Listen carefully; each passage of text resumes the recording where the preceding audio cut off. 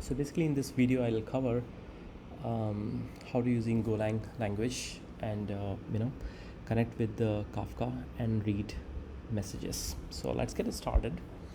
So it's pretty straightforward. I'm just using GoLang as an IDE. Just create a sample project, and creating a Go project is really simple, guys. Just create with main.go as an empty file.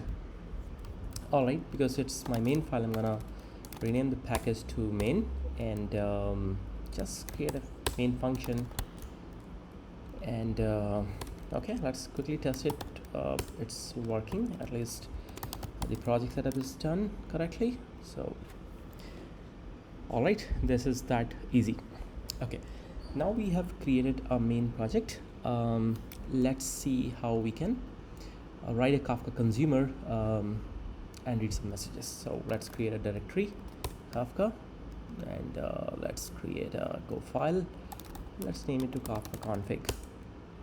Alright, so this is a Kafka config. Alright, so function, let's say star Kafka. Let's give proper name, Kafka.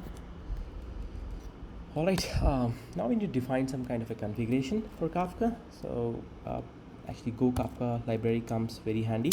So let's import that first. Okay, import Go Kafka. Import Kafka. Yeah, okay, it goes. Alright, let's organize that, and let's import the format also, because we want to print some statements. Okay,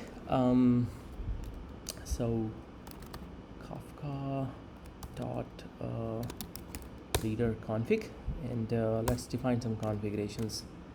So the first one is like the brokers. So I'll be planning to run Kafka in my local.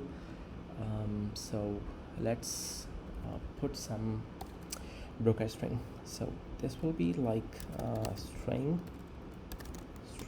and basically localhost, and 9092 is a default port where it will listen. All right, the topic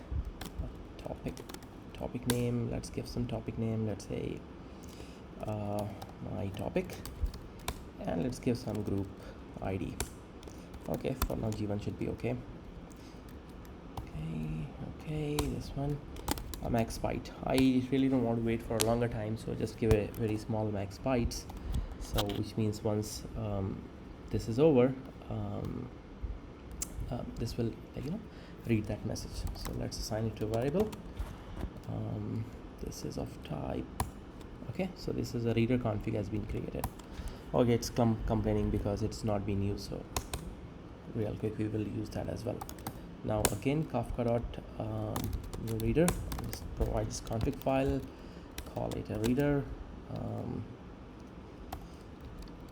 Reader, this is of type Kafka reader. Okay, so this is where you have created a reader. Now you can actually start an infinite for loop to basically read from reader dot read message, and then provide a context object. It will automatically import that to read that message. So this will give you a message or error in case of error. So let's hold them into these variables, and if in case of error, if it is not nil, not equals to nil, just print something for now. That should be good. So format dot just I'm printing the print some error. Okay, let's print the error as well, and you continue, because you don't want to break continue. You don't want to break the consumer just because one message has caused some error. All right, now here you can print some message. So let's say fmt dot println message is, and then you print. You can't print in a string because by default you just print a message. This will be some bytes. All right, so your start Kafka is all set, which will read to this topic on this group, and immediately with very few bytes it will will be ready to read that message. And this infinite for loop will make sure that this broker, this consumer is always up and running, and as and when you get these messages, you just print that message. Okay, now the only thing left is basically to trigger it from the main point. So let's call this, well, let's import that fun first. Okay, / Kafka, and I'm gonna call it as app Kafka. Okay, app Kafka dot start Kafka. All right, fmt.println, Kafka has been started. Okay, now I don't want to exit my program, so I'm gonna sleep for some time. So let's say 10 minutes, more than sufficient time dot minute. All right, you're all set and go. There's still a little problem. When the main thread executes, this will get stuck here itself because it is going in a for loop.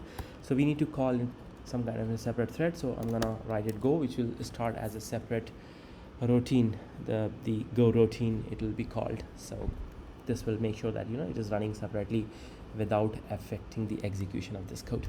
So this code is ready. The only thing left is basically to start Kafka, and that's I'm gonna the main focus of this video is basically to focus on the Go Kafka consumer. So I'm not gonna cover much on how to start a Kafka, but I have few scripts already ready which can do the job. So Kafka I'm starting as a Docker container.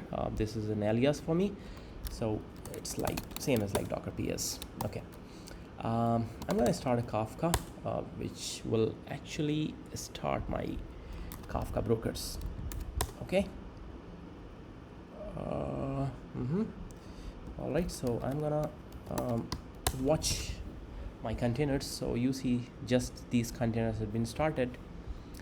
They will take a little while to basically get up and running. Okay, let's wait for a few seconds.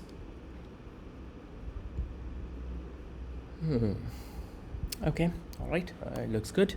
So these I'm printing the producer and consumer scripts. They come quite handy for me because I can just copy and paste and play around with them.